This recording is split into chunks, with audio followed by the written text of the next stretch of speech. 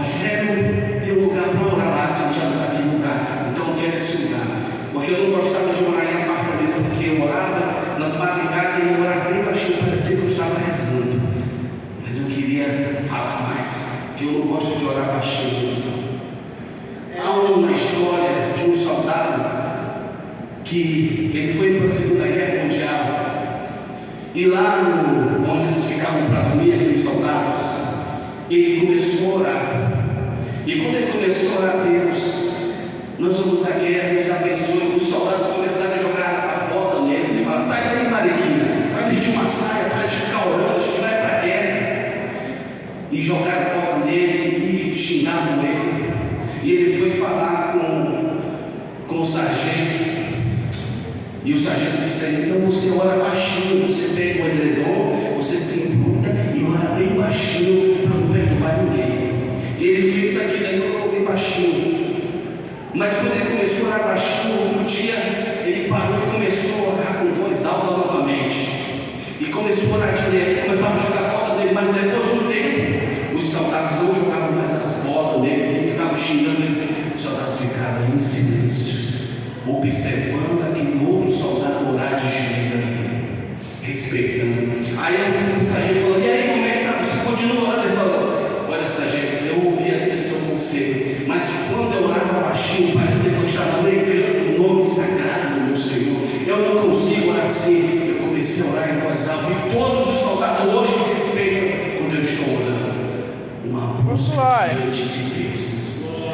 O diabo sempre quer calar a nossa intensidade por Deus. Satanás sempre vai querer impedir você e eu de buscar essa presença celestial, mas em nome de Jesus não se cale. Busque a presença de Deus sempre, em nome de Jesus. Quando o apóstolo Paulo teve um encontro com Jesus, o Senhor fala para Ananias, Atos 9, versículo 11: vá à rua chamada direita na casa de Judas, e lá encontrará um homem chamado Saulo, e ele estará o quê? Orando. Ele estava orando. O apóstolo Paulo, tocado por Deus, estava orando. Tem pessoas que é tocado por Deus e não buscam, e não oram, e não pegam a presença de Deus e casam assim: Senhor, eu quero mais de ti. Mas o apóstolo Paulo estava orando. Qual foi a diferença entre o rei Saul e o rei Davi? A Bíblia diz em no livro de 2 Samuel 5, versículo 23, e 2 Samuel 5, 19, que Davi consultava a Deus. E o rei Saul não. Primeiro livro de Crônicas 10, 13 diz que ele morreu porque não buscou a Deus. E Davi buscava a Deus, ia para a guerra, consultava o Senhor, buscando a benevolência do Deus Altíssimo. Só vai vencer, meus irmãos, aquele que busca a Deus. Só vai vencer aqueles que têm um coração quebrantado para buscar esse Deus bondoso e misericordioso. Amém? Olha só, quando eu era vigilante e eu orava nas madrugadas, sempre gosto de orar de madrugada. Então tinha um guarda que eu quero ver o que esse Rogério está fazendo na madrugada. Então eu entrava naqueles banheiros lá no prédio e me ajoelhava e falava: Senhor, eu estou aqui buscando a tua presença. E ele foi lá. Depois eu só ouvi falar: Rogério, o fulano estava te seguindo lá, mas ele viu que você estava orando. Porque, meus irmãos, a fome por Deus grita muito no meu coração.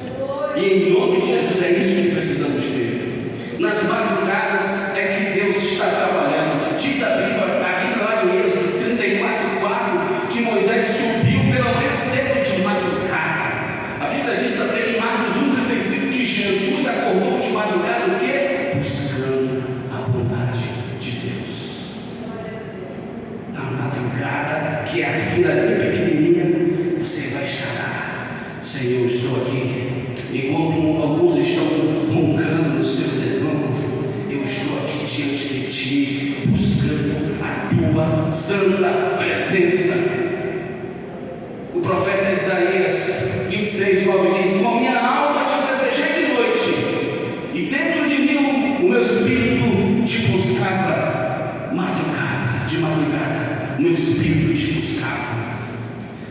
Provérbios 8:17, os que buscam de madrugada me acharão. De madrugada é onde Deus começa a mover a nossa vida. Jó 8 também está escrito 8:5: se tu de madrugada buscares a Deus, o Senhor vai te achar.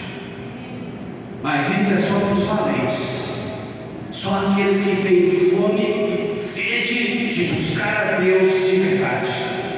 Nesta madrugada, como está a sua vida de buscar o Deus poderoso?